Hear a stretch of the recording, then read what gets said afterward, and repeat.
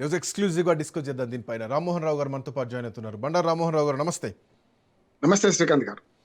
భారతదేశం అంటే ఈ ఒప్పందం, సింధు నదీ జలాల ఒప్పందం భారత్ పాకిస్తాన్ మధ్య ఉన్నటువంటి నదీ జలాలను విభజించింది. సో అట్లాంటిది 65 ఏళ్ల ఒప్పందాన్ని భారత్ ఏకధాటిగా నిస్సందేహంగా పెహల్గాం అటాక్కు ప్రతీకారంగా నిలిపివేసింది ఆ నీళ్లను. సో ఇప్పుడు పాకిస్తాన్ ఆల్మోస్ట్ ఒక 80% కరువు కాటకాల్లో చిక్కుంది. బట్ అయినా కానీ పాకిస్తాన్ ఇంకా యుద్ధాన్నే కోరుకుంటోంది, యుద్ధానికే సిద్ధమవుతోంది. ఇప్పటికే అప్పుల్లో కూరుకుపోయింది. ఇప్పటికే చైనాను, అమెరికాను భిక్ష వేస్తే తప్ప బతికేటువంటి పరిస్థితుల్లో పాకిస్తాన్ లేదు. సో అయినా భారత్ పైన ప్రదర్శిస్తున్నటువంటి ఈ మేకపోతు గాంభీర్యాన్ని ఎట్లా చూడాలి? శ్రీకాంత్ గారు, మీకు అట్లాగే రాజ్ న్యూస్ ప్రేక్షకులకు నమస్కారం. నమస్తే అండి. పంజాబ్ అంటేనే 5 నదుల సంగమం కదా. మన పంజాబ్ రెండు అటుపక్క తూర్పు పంజాబ్ ఏమో మనకు వచ్చింది, పశ్చిమ పంజాబ్ ఏమో అటు పక్కన పాకిస్తాన్కి వెళ్ళింది దేశ విభజనలో భాగంగా. పంజాబ్ అనే పేరే పంచ నదులతో వచ్చింది. సింధు నదిగా మారక ముందు సట్లేజు, చినాబు అట్లాంటి నదులు 5 కలిస్తే జీలము ఇట్లాంటి 5 నదులు కలిసిన తర్వాతనే అది సింధు నదిగా మారింది. అందులో ముఖ్యంగా 1947లో స్వాతంత్రం వచ్చినప్పుడు ఒక రకంగా చెప్పండి అంతర్యుద్ధం జరిగింది మనకు వాళ్ళకి మధ్య దేశంలో. అటుపక్క ఇటుపక్క మారడం, చాలా మందిని హిందువులను అక్కడి నుంచి వెళ్ళగొట్టడము, పొట్ట చేత పట్టుకొని రైళ్లలో కిక్రీసిన రైళ్లలో టాప్ మీద కూర్చొని ప్రయాణం చేయడం చూసినాం. మన భారత మాజీ ప్రధానమంత్రి మన్మోహన్ సింగ్ గారు లాహోర్లో పుట్టి ఆయన ఇక్కడికే వచ్చారు. అద్వానీ గారు లాంటి వాళ్ళు కూడా పాకిస్తాన్ అప్పటి ఉమ్మడి భారతదేశంలో పుట్టి పక్క వచ్చారు చూసాం. కనుక ఆనాడు 47 తర్వాత జరిగిన పరిణామాలు చూసుకుంటే 13 ఏళ్ల పాటు ఈ నదీ జలాల విషయంలో పెద్దగా ఇబ్బంది కాలే. కానీ ఒప్పందం కుదిరించాల్సింది కనుక ఆ ప్రపంచ బ్యాంకు ఆధ్వర్యంలో అప్పటి భారత ప్రధాని 1960s భారత ప్రధాని నెహ్రూ ఉన్నారు. ఆ పక్కన అయూబ్ అలీ ఖాన్ ఇద్దరు కలిసి రకంగా చెప్పాలంటే ఆ ప్రపంచ బ్యాంక్ ఆధ్వర్యంలో ఒప్పందం తీసుకున్నారు. తూర్పు నదులన్నీ మన వైపు, పశ్చిమ నదులు అటువైపు. కనుక 3 నదులు ఇటు 3 నదులు అటుపోయి మొత్తం మీద అది పాకిస్తాన్ కు ఆ 3 నదుల పశ్చిమ నదుల మీద ఆధిపత్యం ఇచ్చారు. మిగతా 3 నదుల మీద మనకి ఇచ్చారు.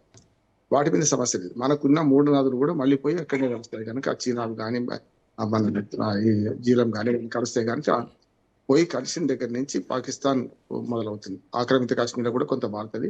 యాక్చువల్ గా మొత్తం ఈ సింధు నది పరివాహక ప్రాంతం మొత్తం కలిస్తే 3-4 దేశాల మధ్యన ఉంటది. ఉదాహరణకు పాకిస్తాన్ లో 47% పాకిస్తాన్ లో పడుతుంది సింధు నది. అంతకుముందు ఉపనదులుగా ఉన్న దానిలో చూసుకుంటే దాదాపు 47% ఒకటైతే 40% వరకు మన దగ్గర పడతాయి. 37% వరకు మన ఇండియాలో పడతాయి. తర్వాత 6% ఏమో ఆఫ్ఘనిస్తాన్ లో, మళ్ళీ 3% ఏమో అంటే మనకు చైనా బార్డర్ వస్తుంది. లేహా ప్రాంతంలో హిమాలయ నదాలు కానివ్వండి, హిమాలయాలు పుట్టినాయి. ఎప్పుడైతే 60లో మనం ఒప్పందం చేసుకున్న తర్వాత మొన్నటికి మొన్న చాలా సార్లు యుద్ధాలు వచ్చినాయి. మీరు అన్నట్టు 3 యుద్ధాలు వచ్చినాయి. ఏది మొదటి అంతర్యుద్ధం పోతే ఫస్ట్ 1965లో యుద్ధం చేశారు. అన్నట్టు ఓడిపోయారు కదా, తోక ముడిచారు. 62లో ఇండియా నుంచే మన టెక్నాలజీ పెంచుకోవడానికి ఒక అడుగు పడింది.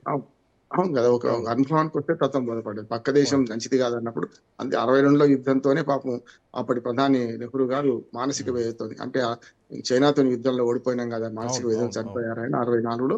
ఆ తర్వాత 65లో లాల్ బహదూర్ శాస్త్రి హయాంలో మన పాకిస్తాన్ ఇండియా మధ్య యుద్ధం వచ్చింది. అప్పుడు మనం గెలిచాం. జై జవాన్ జై కిసాన్ నినాదం అప్పటి నుంచే వచ్చింది. భారతదేశంలో వ్యవసాయ ఉత్పత్తులు పెరగడం, అటు పక్కన మన సైనిక శక్తి పెంచుకోవడం.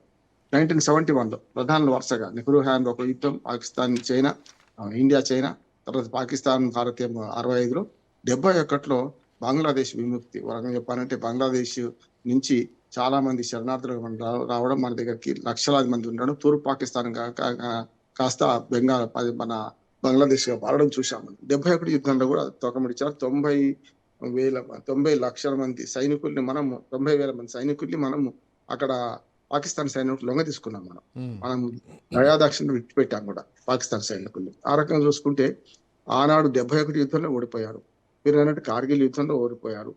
అంటే వరుసగా చూసుకుంటే ఒక్కొక్క ప్రధాని ఆధ్వర్యంలో ఒక్కొక్క యుద్ధం వచ్చింది. వాజ్పేయి గారు కార్గిల్ యుద్ధంలో వాజ్పేయి గారు చూసాం మనం. కనుక రకరకాల తోకదాడి ఇచ్చినా వాటి పోయింది.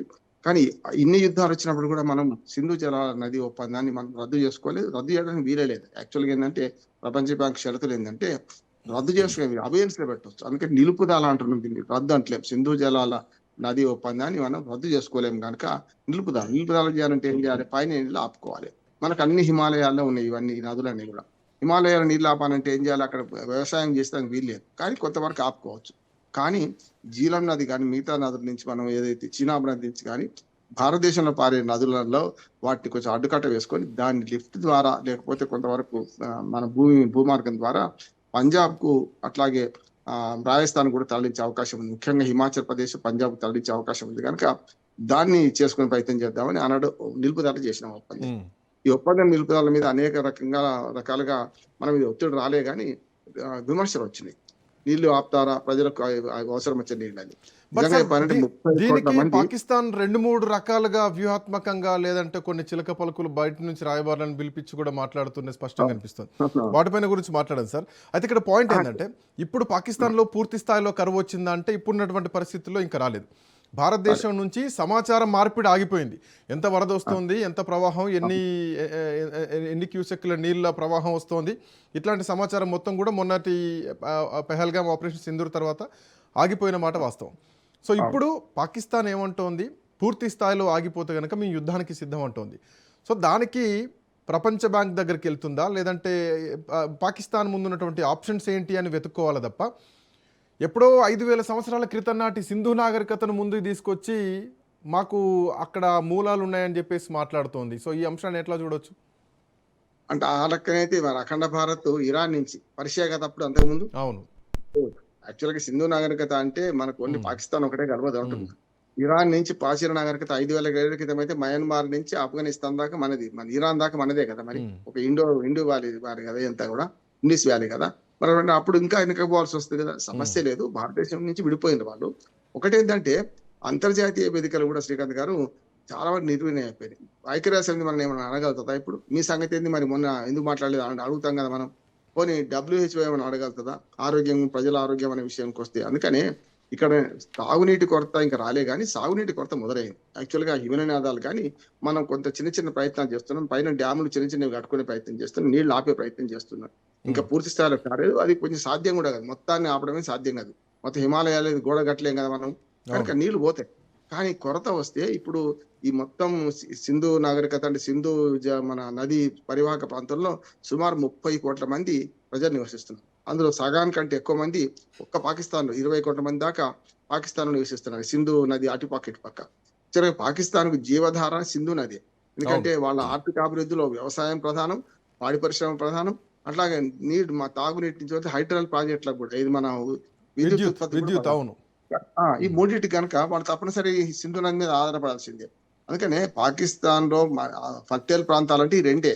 బెలూచిస్తాన్ ఒకనాడు అసలు ఇండియాలో కలుస్తామనుకున్నది, నెహ్రూ గారు ఒప్పలేదని ఆ మాట అంటున్నారు కానీ చరిత్రక ఆధారాలు కనపడుతున్నాయి. కానీ బెలూచిస్తాన్ మొన్నటికి మొన్న పాకిస్తాన్ మీద తిరుగుబాటు చేసి మేము భారత్లో కలుస్తామని వాళ్ళే అంటున్నారు. ఇప్పుడు మనం కలుపుకోవడం సిద్ధంగా లేదు కానీ వాళ్ళే అంటున్నారు.